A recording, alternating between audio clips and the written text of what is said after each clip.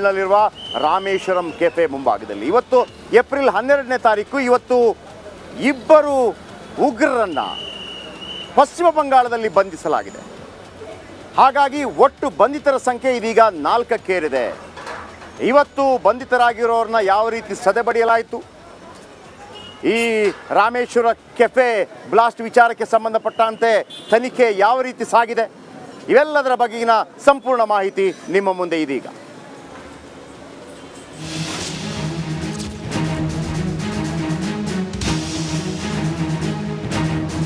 ಈ ಘಟನೆ ಕರ್ನಾಟಕ ಮಾತ್ರವಲ್ಲ, ಇಡೀ ದೇಶವನ್ನೇ ಬೆಚ್ಚಿ ಬೀಳಿಸಿತ್ತು. ಭಾರತ ಕೆಲ ವರ್ಷಗಳಿಂದ ಸ್ಫೋಟಗಳನ್ನೇ ಕಂಡಿರಲಿಲ್ಲ. ಆದರೆ ರಾಮೇಶ್ವರಂ ಕೆಫೆ ಬ್ಲಾಸ್ಟ್ ಕಂಡು ರಾಜ್ಯ ದಂಗಾಗಿತ್ತು. ಅಂದು ಕ್ಯಾಪ್ ಧರಿಸಿ ಕಳ್ಳನಂಗೆ ಬಂದು ಬಾಂಬ್ ಇಟ್ಟು ಹೋದ ಉಗ್ರನ ಪತ್ತೆಗಾಗಿ ಅಧಿಕಾರಿಗಳು ಕಣ್ಣಿಗೆ ಎಣ್ಣೆ ಬಿಟ್ಟು ಹುಡುಕಿದ್ರು. ಆ ಪ್ರಯತ್ನಕ್ಕೆ ಈಗ ಫಲ ಸಿಕ್ಕಿದೆ.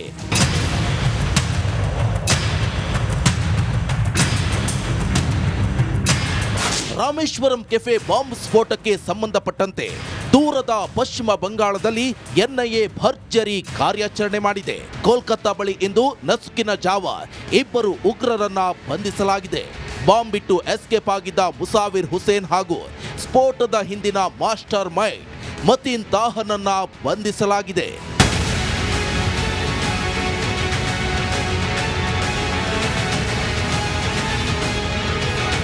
ಶಿವಮೊಗ್ಗದ ತೀರ್ಥಹಳ್ಳಿ ಮೂಲದ ಮುಸಾವಿರ್ ಹುಸೇನ್ ಶಾಜಿ ಅದೇ ತೀರ್ಥಹಳ್ಳಿ ತಾಲೂಕಿನ ಸೊಪ್ಪುಗುಡ್ಡೆಯ ಅಬ್ದುಲ್ ಮತೀನ್ ತಾಹ ಸಾಮಾನ್ಯರಲ್ಲ.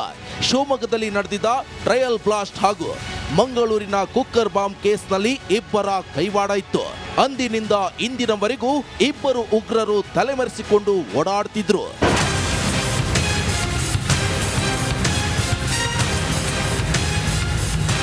ಏಪ್ರಿಲ್ 29ರಂದು ಅಬ್ದುಲ್ ಮತೀನ್ ತಾಹ ರಾಮೇಶ್ವರಂ ಕೆಫೆಗೆ ಬಂದು ರೆಕ್ಕಿ ಮಾಡಿದ್ದ. ಬೆಂಗಳೂರು ಹೊರವಲಯದಲ್ಲಿ ಐಇಡಿ ಬಾಂಬ್ ತಯಾರಿಸಿದ್ದ. ಮಾರ್ಚ್ 1ರಂದು ತಲೆಗೆ ಕ್ಯಾಪ್, ಮುಖಕ್ಕೆ ಮಾಸ್ಕ್ ಧರಿಸಿದ ಮುಸಾವಿ ಕಪ್ಪು ಬಣ್ಣದ ಬ್ಯಾಗ್ನಲ್ಲಿ ಬಾಂಬ್ ತಂದಿಟ್ಟು ಟೈಮರ್ ಅಳವಡಿಸಿ ಎಸ್ಕೇಪ್ ಆಗಿದ್ದ. ಆದರೆ ನಸೀಬು ಕೆಟ್ಟು ಇಬ್ಬರು ಉಗ್ರರು ಇಂದು ಅರೆಸ್ಟ್ ಆಗಿದ್ದಾರೆ. ಬನ್ನಿ, ಹಾಗಿದ್ರೆ ಯಾವ ರೀತಿ ಈ ಉಗ್ರರನ್ನ ಸದೆಬಡಿಯಲಾಯಿತು, ಈ ಉಗ್ರರ ಹೆಜ್ಜೆ ಗುರುತನ್ನು ಯಾವ ರೀತಿ ಪತ್ತೆ ಹಚ್ಚಲಾಯಿತು. ನಿಜವಾಗಲೂ ಪೊಲೀಸರು ಅತ್ಯದ್ಭುತವಾದಂಥ ಕೆಲಸವನ್ನು ಮಾಡಿದ್ದಾರೆ. ಇಂಥ ಭಯೋತ್ಪಾದಕ ಕೃತ್ಯಗಳಲ್ಲಿ ಆದಷ್ಟು ಬೇಗ ಯಾರು ಸಿಕ್ಕಾಕೊಳ್ಳೋದಿಲ್ಲ, ಒಂದೆರಡು ದಿನದಲ್ಲಿ ಸಿಕ್ಕಾಕೊಳ್ಳೋದಿಲ್ಲ. ನಾನು ಒಂದು ಮಾತನ್ನು ಪದೇ ಪದೇ ಹೇಳ್ತಾ ಇದ್ದೀನಿ. ಎರಡು ಗ್ಯಾಂಗ್ಗಳ ನಡುವೆ ಫೈಟ್ಗಳಾದಾಗ, ರೈವಲರಿ ಉಂಟಾದಾಗ ಈ ಗ್ಯಾಂಗ್ನವ ಆ ಗ್ಯಾಂಗ್ನವನ್ನು ಹೊಡೆದಾಕ್ತಾನೆ, ಅವನಿಗೆ ಅಲ್ಲಿ ದ್ವೇಷ ಮುಗಿಯಿತು. ಅಥವಾ ಬೇರೆ ಯಾವುದೋ ವ್ಯಕ್ತಿಗಳ ಮೇಲೆ ಕೋಪ ಇದ್ದರೆ, ವೈಯಕ್ತಿಕ ದ್ವೇಷ ಇದ್ದರೆ ಅಲ್ಲಿ ಅವರನ್ನು ಹೊಡೆದಾಕಿದ್ರೆ ಅದು ಮುಗಿದೋಗುತ್ತೆ. ಆದರೆ ಭಯೋತ್ಪಾದಕರು ಯಾರನ್ನು ಹೊಡೆದಾಕ್ತಾರೆ, ಇವರ ಉದ್ದೇಶವಾದರೂ ಏನು? ಭಯೋತ್ಪಾದನೆ ಉಂಟು ಮಾಡೋದೇ ಇವರ ಉದ್ದೇಶ. ಹಾಗಿದ್ರೆ ಇವರನ್ನು ಯಾವ ರೀತಿ ಪತ್ತೆ ಹಚ್ಚಲಾಗಿದೆ ನೋಡಿ. ಮಾರ್ಚ್ 1ರಂದು ಇದೇ ರಾಮೇಶ್ವರ ಕೆಫೆಯಲ್ಲಿ ಬ್ಲಾಸ್ಟ್ ಉಂಟಾಗುತ್ತೆ. ಅದು ಕೂಡ ಇದೇ ಜಾಗದಲ್ಲಿ ಬ್ಲಾಸ್ಟ್ ಉಂಟಾಗುತ್ತೆ. ಆ ನಂತರ ಸ್ಫೋಟ ಮಾಡಿದಂತಹ ಮುಸಾವಿರ್ ಮತ್ತು ತಾಹ ಎಂಬಾತ ಇಬ್ಬರು ಎಸ್ಕೇಪ್ ಆಗ್ತಾರೆ. ಇದಕ್ಕೆ ಅವರು ಪ್ಲ್ಯಾನ್ ಮಾಡಿದಂಥವ್ರು.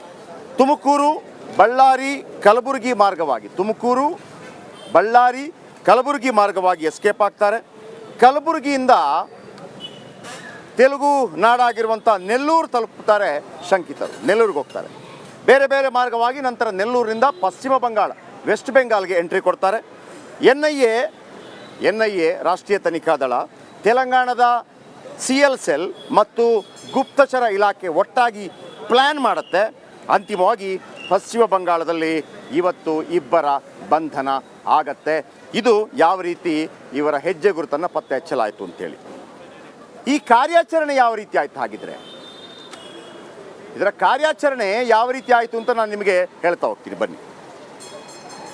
ಬಾಂಬರ್ ಗ್ಯಾಂಗ್ ಬಂಧಿಸಲು NIA ಭರ್ಜರಿ ಬೇಟೆ. ಯಾವ ರೀತಿ ಕಾರ್ಯಾಚರಣೆ ಆಗುತ್ತೆ ಅಂತಂದರೆ, ಈ ಬಾಂಬರ್ ಇದಾನಲ್ಲ, ಬಾಂಬ್ ಹಾಕಿದವ, ಆ ಥರನ ಬಂಧಿಸಲು NIA ವಿಶೇಷವಾದ ಕಾರ್ಯಾಚರಣೆ ಮಾಡುತ್ತೆ. ಮೊದಲಿಗೆ ಒಂದು 10 ಲಕ್ಷ ರೂಪಾಯಿ ಬಹುಮಾನ ಘೋಷಣೆ ಮಾಡುತ್ತೆ. ಹಿಡಿದುಕೊಟ್ಟವರಿಗೆ 10 ಲಕ್ಷ ರೂಪಾಯಿ ಬಹುಮಾನ. NIA ತಂತ್ರಕ್ಕೆ ಪ್ರತಿತಂತ್ರ ಹೆಣೆಯುತ್ತಾರೆ ಭಯೋತ್ಪಾದಕರು ಪ್ರತಿತಂತ್ರ ಹೆಣೆಯುತ್ತಾರೆ. ಹೆಸರು ಬದಲಿಸಿಕೊಂಡು ಕೋಲ್ಕತ್ತಾದಲ್ಲಿ ಬೆಚ್ಚಗೆ ಅಡಗಿದ್ರು. ಈಗ 10 ಲಕ್ಷ ರೂಪಾಯಿ, ಈತನ ಹೆಸರು ಡ್ಯಾಶ್ ಡ್ಯಾಶ್ ಡ್ಯಾಶ್, ಈತನನ್ನು ಬಂಧಿಸಿದವರಿಗೆ ಹೆಸರಿದ್ದಾಗ ನಮಗೇನಾಗುತ್ತೆ, ಆತನ ಹೆಸರೆಲ್ಲಾದರೂ ಸಿಕ್ಕಿದರೆ ಅವರನ್ನು ಮಾಹಿತಿ ಕೊಡ್ಬೋದು. ಆದರೆ ಇವರೇನು ಮಾಡ್ತಾರೆ, ವೇಷ ಬದಲಿಸ್ಕೊಳ್ತಾರೆ, ಹೆಸರು ಬದಲಿಸ್ಕೊಳ್ತಾರೆ, ಅವರ ಹೆಸರು ಸಿಗೋದೇ ಇಲ್ಲ. 10 ಲಕ್ಷ ಇಟ್ಟರೂ ಪ್ರಯೋಜನ ಆಗೋದಿಲ್ಲ. ಕೋಲ್ಕತ್ತಾದ ಹೊರವಲಯದ ಮಿಡ್ನಾಪುರದ ದಿಘಾದಲ್ಲಿ ಹೋಗಿ ಸೆಟ್ಲ್ ಆಗ್ತಾರೆ ಅವರು. ಮಿಡ್ನಾಪುರದ ದಿಘಾದಲ್ಲಿ ಸೆಟ್ಲ್ ಆಗ್ತಾರೆ. ಬೆಳಗಿನ ಜಾವ 2:30 ಸುಮಾರಿಗೆ, ಇವತ್ತು ಬೆಳಗಿನ ಜಾವ 2:30 ಸುಮಾರಿಗೆ NIA ಅಧಿಕಾರಿಗಳು ಅಲ್ಲಿಗೆ ರೇಡ್ ಮಾಡ್ತಾರೆ. ಈ ಇಬ್ಬರು ಉಗ್ರರು ನಿದ್ದೆಯಲ್ಲಿ ಮಲಗಿರ್ತಾರೆ ಬೆಳಗಿನ ಜಾವ, ಆಗ ಅವರನ್ನು ವಶಕ್ಕೆ ತೆಗೆದುಕೊಳ್ತಾರೆ. ಈ ರೀತಿ ಕಾರ್ಯಾಚರಣೆ ನಡೆಯುತ್ತೆ. ನೋಡಿ, ಇವರು ಎಲ್ಲಿಂದೆಲ್ಲ ಹೋಗಿರ್ತಾರೆ, ಕಲಬುರಗಿ, ತುಮಕೂರು, ಬಳ್ಳಾರಿ, ಆ ನಂತರ ಪಶ್ಚಿಮ ಬಂಗಾಳ, ನೆಲ್ಲೂರು, ಆಮೇಲೆ ಪಶ್ಚಿಮ ಬಂಗಾಳ, ಎಷ್ಟು ರಾಜ್ಯಗಳನ್ನು ಬದಲಾವಣೆ ಮಾಡ್ತಾರೆ. ಆದರೂ ಕೂಡ NIA ಅಧಿಕಾರಿಗಳಲ್ಲಿ ಹೋಗಿ ಬೆಳಗಿನ ಜಾವ 2:30 ಬೆಳಗ್ಗೆ ಅವರನ್ನು ಎಬ್ಬಿಸಿ ಅವರನ್ನು ಅರೆಸ್ಟ್ ಮಾಡ್ಕೋತಾರೆ. ಓಕೆ, ಈಗ ನಮ್ಮದು ಬೇರೆ ಬೇರೆ ರಾಜ್ಯ ಆಗಿದ್ದಿರ್ಬೋದು, ನಮ್ಮಲ್ಲಿ ಬೇರೆ ಬೇರೆ ಪಾರ್ಟಿಗಳಿರ್ಬೋದು, ಆದರೆ ದೇಶ ಒಂದೇ. ದೇಶ ಯಾವತ್ತೂ ಕೂಡ ಮೊದಲು. ಈಗ ಇಲ್ಲೊಂದು ಬಾಂಬ್ ಬ್ಲಾಸ್ಟ್ ಆಯಿತು ಅಂತ ಹೇಳುವಾಗ ತಮಿಳ್ನಾಡವರಿಗೋ ಕೇರಳದವರಿಗೋ ನಮಗೇನಾಗಿಲ್ಲ, ಅಲ್ಲ ಆಯಿತು ಅಂತ ಯಾರು ಅಂದ್ಕೊಳ್ಳೋದಿಲ್ಲ. ಆಗಬಾರ್ದು. ಭಾರತದ ಯಾವುದೇ ಮೂಲೆಯಲ್ಲಾದರೂ ಕೂಡ ಅದು ಬಾಂಬ್ ಬ್ಲಾಸ್ಟ್. ಈಗ ಆ ಥರನ್ನ ಉಗ್ರರನ್ನ ಬಂಧಿಸಿದಾಗ ಎಲ್ಲರೂ ಸಂತೋಷ ಪಡಬೇಕು, ಖುಷಿ ಪಡಬೇಕು, ಪೊಲೀಸರಿಗೆ ಸೆಲ್ಯೂಟ್ ಮಾಡಬೇಕು, ಥ್ಯಾಂಕ್ಸ್ ಹೇಳಬೇಕು. ಆದರೆ ಇಲ್ಲೂ ಕೂಡ ಕಾಂಗ್ರೆಸ್ ಮತ್ತು BJP ರಾಜಕೀಯ ಮಾಡ್ತಾ ಇದೆ, ವಿಶೇಷವಾಗಿ TMC ಕೂಡ. ಈಗ ಅಲ್ಲಿ ಬಂಧನ ಆಗಿದೆಯಲ್ಲ ಇಬ್ಬರನ್ನ, ಅದಕ್ಕೆ TMC ನಾಯಕ ಹೇಳಿದ್ದಾರಂತೆ ಅವರನ್ನ ಬಂಧನ ಮಾಡಿದ್ದು ನಮ್ಮ ಪೊಲೀಸರು, NIA ಅಧಿಕಾರಿಗಳಲ್ಲ. ಇದು ಬೇಕಿತ್ತಾ? ಯಾವ ರೀತಿ ನಾವು ಭಯೋತ್ಪಾದಕರನ್ನು ಮಟ್ಟ ಹಾಕಬೇಕು ಅಂತೇಳಿ ಚರ್ಚೆ ಆಗಬೇಕಾಗಿತ್ತು. ಅದರ ಹೊರತಾಗಿ ಭಯೋತ್ಪಾದಕರನ್ನು ಸೆರೆ ಹಿಡಿದದ್ದು ನಾವಲ್ಲ ನೀವು ಅನ್ನುವಂಥ ರೀತಿಯಲ್ಲಿ ಚರ್ಚೆಗಳು ಆರಂಭ ಆಗಿದೆ. ಏನು ಈ ವಾದ ವಿವಾದ, ಬನ್ನಿ ಒಂದು ರಿಪೋರ್ಟ್ ನೋಡೋಣ.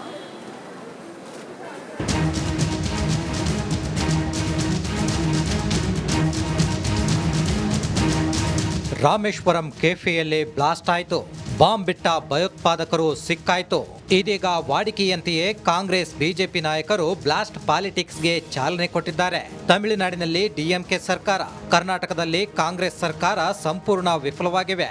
ಭಯೋತ್ಪಾದನೆ ಹತ್ತಿಕ್ಕಲಾಗದೆ ಒದ್ದಾಡ್ತಿವೆ ಎಂದು ಕೇಂದ್ರ ಮಂತ್ರಿ ಶೋಭಾ ಕರಂದ್ಲಾಜೆ ಕಿಡಿಕಾರಿದ್ದಾರೆ.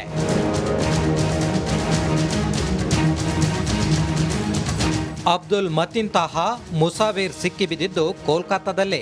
ಆದ್ದರಿಂದ BJP ನಾಯಕರು ಮಮತಾ ಬ್ಯಾನರ್ಜಿಯನ್ನೇ ಟಾರ್ಗೆಟ್ ಮಾಡಿಕೊಳ್ತಿದ್ದಾರೆ. ಆದರೆ ಪಶ್ಚಿಮ ಬಂಗಾಳ ಸೇಫ್ ಆಗಿದೆ ಎಂದು ಮಮತಾ ব্যানার্জি ಕಿಡಿಕಾರಿದ್ದಾರೆ. বরংবাজ বলেছে ব্যাঙ্গালোরে একটা বোমা পড়েছিল, লখনৌও কর্ণাটকের, আমাদের এখানকার নয়। 2 ঘন্টায় বাংলায় লুকিয়েছিল, 2 ঘন্টার মধ্যে আমরা ধরে দিয়েছি আমাদের পুলিশ। আর সেখানে বলছে বাংলা সেফ নয়, তোর দিল্লি সেফ, তোর উত্তরপ্রদেশ সেফ, তোর রাজস্থান সেফ, তোর গুজরাট সেফ, তোর বিহার সেফ। বাংলার মানুষ শান্তিতে থাকে, BJP সহ্য হয় না। BJP ನಾಯಕರು ಇಂಡಿ ಕೂಟದ ನಾಯಕರ ವಿರುದ್ಧ ಕಿಡಿಕಾರ್ತಿದ್ದಾರೆ. ಇಂಡಿ ಕೂಟದ ನಾಯಕರು BJP ವಿರುದ್ಧ ಕಿಡಿಕಾರ್ತಿದ್ದಾರೆ. ಓಕೆ, ಇದರ ಜೊತೆಗೆ ಬಹಳ ಮುಖ್ಯವಾಗಿ ಗಮನಿಸಬೇಕು, ಈ ಉಗ್ರರನ್ನ ಪತ್ತೆ ಹಚ್ಚೋದಕ್ಕೆ ಪೊಲೀಸರು ಯಾವೆಲ್ಲ ರೀತಿ ಕ್ರಮ ಕೈಗೊಂಡ್ರು, ಏನೆಲ್ಲ ಸೂಕ್ಷ್ಮತೆಗಳನ್ನು ಸಂಗ್ರಹ ಮಾಡಿದರು. ಈ ಭಯೋತ್ಪಾದಕನ ತಲೆಯಲ್ಲಿ ಕೂದಲಿರಲಿಲ್ಲ. ಆ ಕೂದಲಿಲ್ಲದ ಕಾರಣಕ್ಕಾಗಿ ಆತ ಟೋಪಿ ಬಳಸ್ತಾ ಇದ್ದ. ಆ ಟೋಪಿಯನ್ನು ಇಟ್ಕೊಂಡೇ ಪೊಲೀಸರು ಈತನನ್ನು ಕೆಡ್ಡಾಕಿ ಹಾಕ್ತಾರೆ. ನೋಡಿ, ಅಬ್ದುಲ್ ಮತೀನ್ ತಾಹಾ, ಭಯೋತ್ಪಾದಕ ಅಬ್ದುಲ್ ಮತೀನ್ ತಾಹಾ ತಲೆಯಲ್ಲಿ ಕೂದಲಿರಲಿಲ್ಲ, ಹಾಗಾಗಿ ಆತ ಟೋಪಿ ಹಾಕ್ತಾ ಇದ್ದ ತಲೆಗೆ.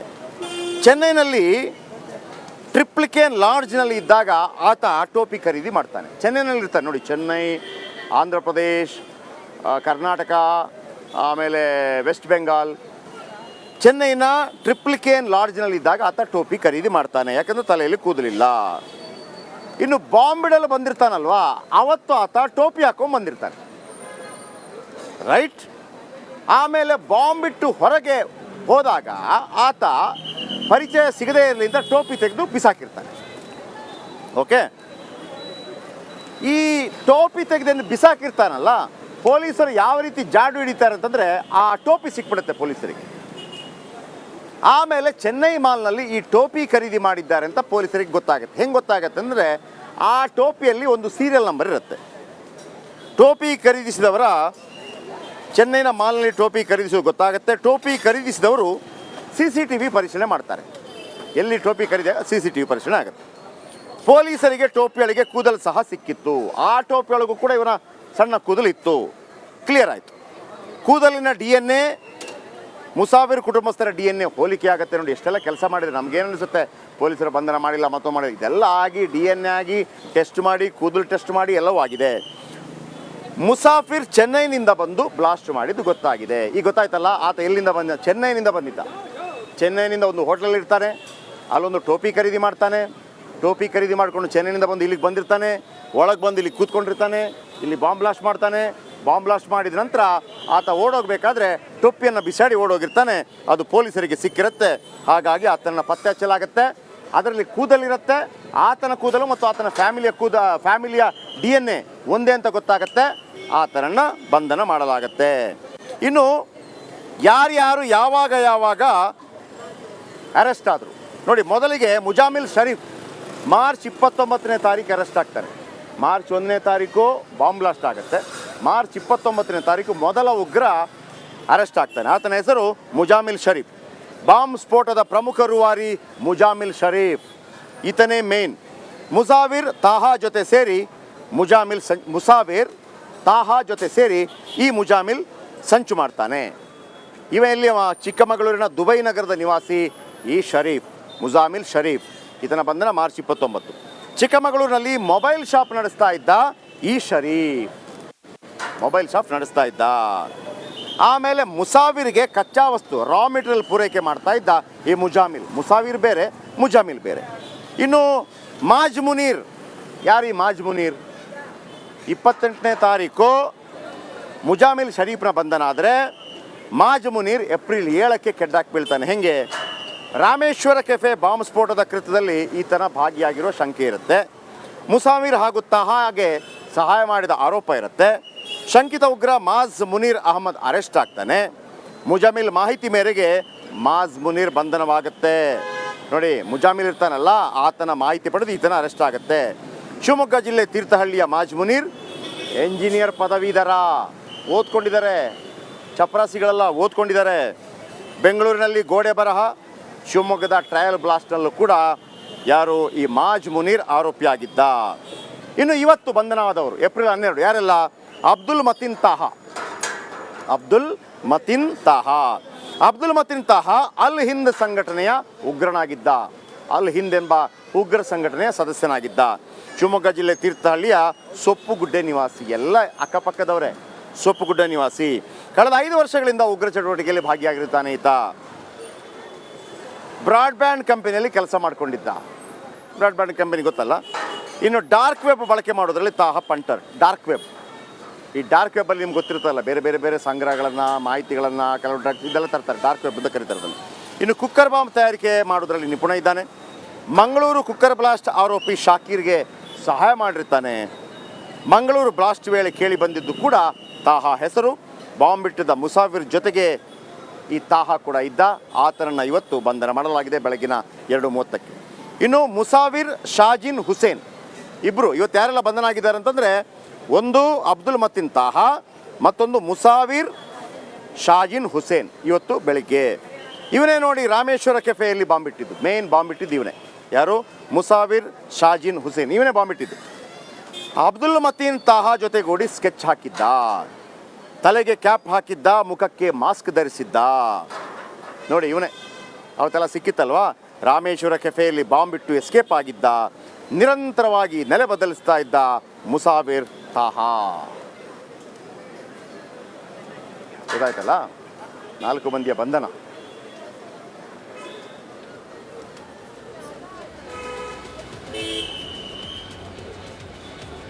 ಇನ್ನು ರಾಮೇಶ್ವರಂ ಕೆಫೆ ಬಾಂಬ್ ಸ್ಫೋಟದ ಆರೋಪಿಗಳನ್ನು ಬಂಧಿಸಿದ NIA ಹಾಗೂ ರಾಜ್ಯ ಪೊಲೀಸರಿಗೆ ಗೃಹ ಸಚಿವ ಜಿ ಪರಮೇಶ್ವರ್ ಅಭಿನಂದನೆ ಸಲ್ಲಿಸಿದ್ದಾರೆ. ಬೆಂಗಳೂರಲ್ಲಿ ಮಾತನಾಡಿದ ಅವರು, ರಾಮೇಶ್ವರ ಕೆಫೆಯಲ್ಲಿ ಬಾಂಬ್ ಬ್ಲಾಸ್ಟ್ ಆಗಿತ್ತು. ಇದನ್ನು ಇಡೀ ವಿಶ್ವವೇ ನೋಡಿದೆ. ಅವತ್ತಿನಿಂದಲೇ ನಮಗೆ ಸಿಕ್ಕ ಫುಟೇಜ್, ಬೇರೆ ರೀತಿಯಲ್ಲಿ ಸಿಕ್ಕ CCTV ವಿಡಿಯೋಗಳನ್ನ ಪರಿಶೀಲನೆ ಮಾಡಿ ತನಿಖೆ ನಡೆಸಲಾಯಿತು ಅಂತೇಳಿ ಎಲ್ಲರಿಗೂ ಗೃಹ ಸಚಿವರು ಅಭಿನಂದನೆ ಸಲ್ಲಿಸಿದ್ದಾರೆ. ಕೇಳಿಸ್ಕೊಳ್ಳಿ. ಇದು ಮೊದಲನೇದಾಗಿ ನಾನು NIA ಅವರಿಗೆ ಮತ್ತು ನಮ್ಮ ಕರ್ನಾಟಕ ಪೊಲೀಸ್ನವರಿಗೆ ಅಭಿನಂದನೆಗಳನ್ನು ಸಲ್ಲಿಸೋದಕ್ಕೆ ಬಯಸ್ತೇನೆ. ಭಾಳ ಉತ್ತಮವಾದಂಥ ಕೆಲಸವನ್ನು ಮಾಡಿದ್ದಾರೆ. ಇದೇ ವ್ಯಕ್ತಿಗಳು ಕಳೆದ 4.5 ವರ್ಷದಿಂದ ತಪ್ಪಿಸ್ಕೊಂಡು ಓಡಾಡ್ತಾ ಇದ್ರು ಅಂತೇಳಿ ಕೂಡ ಮಾಹಿತಿ ಇದೆ. ಈ ಇನ್ಸಿಡೆಂಟ್ನಲ್ಲಿ ಇಷ್ಟು ಶೀಘ್ರವಾಗಿ ಅವರನ್ನು ಹಿಡಿತಕ್ಕಂಥ ಕೆಲಸ ಮಾಡಿದ್ದಕ್ಕಾಗಿ ನಮ್ಮ ಕರ್ನಾಟಕ ಪೊಲೀಸ್ ಮತ್ತು NIA ಅವರಿಬ್ಬರಿಗೂ ಕೂಡ ಅಭಿನಂದನೆಗಳನ್ನು ರಾಜ್ಯ ಸರ್ಕಾರದ ಪರವಾಗಿ ಹೇಳೋದಕ್ಕೆ ಬಯಸ್ತೇನೆ.